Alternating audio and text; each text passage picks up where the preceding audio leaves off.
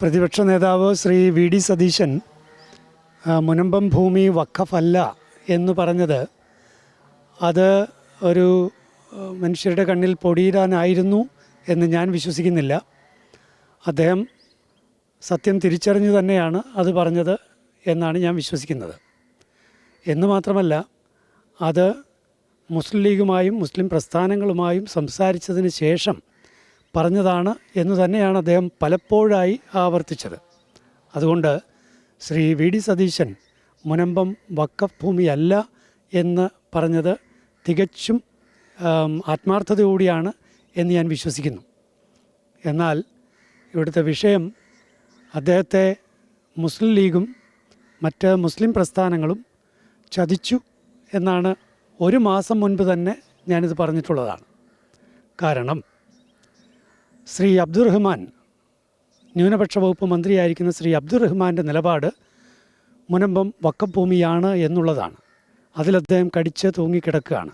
ആ നിലപാട് തന്നെ സർക്കാരിൻ്റെ നിലപാടായും വന്നിരിക്കുന്നു.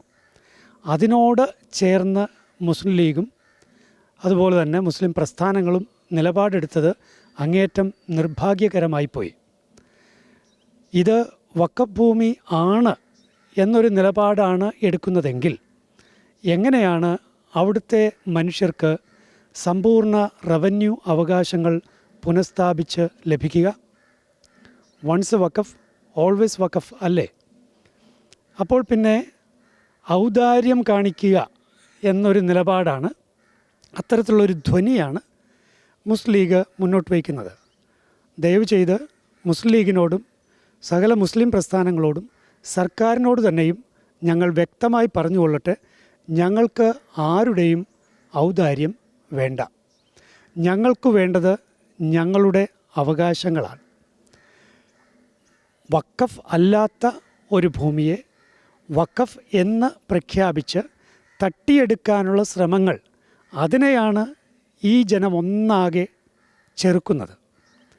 അതിൻ്റെ കൂടെയാണ് കേരള ജനത നിലകൊള്ളുന്നത്.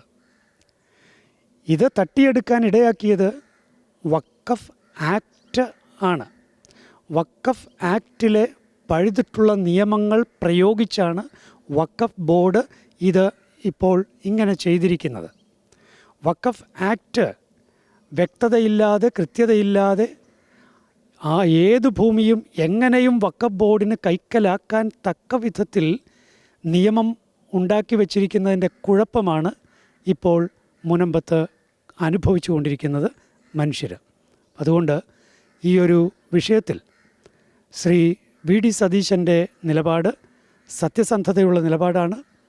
ആദ്യം അദ്ദേഹത്തോട് കൈകോർത്തിട്ട് പിന്നീട് അബ്ദുറഹ്മാനോട് കൈകോർത്ത മുസ്ലിം ലീഗിൻ്റെയും മുസ്ലിം പ്രസ്ഥാനങ്ങളുടെയും നിലപാട് അതങ്ങേയറ്റം പ്രതിഷേധ അർഹമാണ്.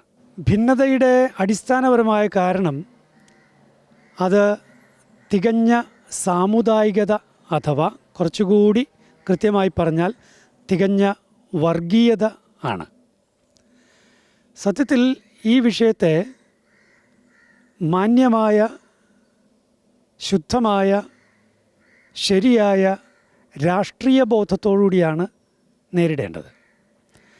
നിയമപരമായ പ്രശ്നം തന്നെയാണിത്, അതിലൊരു സംശയവുമില്ല. പക്ഷേ നിയമപരമായ പ്രശ്നം എങ്ങനെ ഉണ്ടായി എന്ന് ചിന്തിക്കുന്നതിന് പകരം രാഷ്ട്രീയക്കാർ ആ നിയമത്തെ ശരിക്ക് പഠിക്കുന്നതിന് പകരം രാഷ്ട്രീയക്കാർ അന്യായമായ, ഭരണഘടനാ വിരുദ്ധമായ, മതേതരത്വ വിരുദ്ധമായ, ജനാധിപത്യ വിരുദ്ധമായ ഒരു നിയമത്തെ പൊതിഞ്ഞു സൂക്ഷിക്കാൻ ആഗ്രഹിക്കുകയും ഒപ്പം വലിയൊരു സമരം അതിശക്തമായ വിധത്തിൽ, കേരളം ഈ അടുത്ത കാലത്തൊന്നും കണ്ടിട്ടില്ലാത്ത തരത്തിലുള്ള അതിശക്തമായൊരു സമരവും പൊതുജനത്തിൻ്റെ രോഷവും ഉയരുന്നത് കാണുമ്പോൾ എങ്ങനെയെങ്കിലും ഇതിനൊന്ന് തണുപ്പിച്ചെടുക്കാനുള്ള ശ്രമങ്ങൾ അത് വിലപ്പോവുകയില്ല. തീർച്ചയാണ് ഇപ്പോൾ അകത്ത് കാണുന്ന ഭിന്നത അത് ആത്മാർത്ഥതയില്ലായ്മയുടെ സൃഷ്ടിയാണ്. അതുകൊണ്ട് രാഷ്ട്രീയക്കാർ നെറിവ് കാണിക്കണം, രാഷ്ട്രീയക്കാർ മാന്യത കാണിക്കണം, രാഷ്ട്രീയക്കാർ സത്യസന്ധരായിരിക്കണം. ഇതാണ് എനിക്ക് പറയാനുള്ളത്.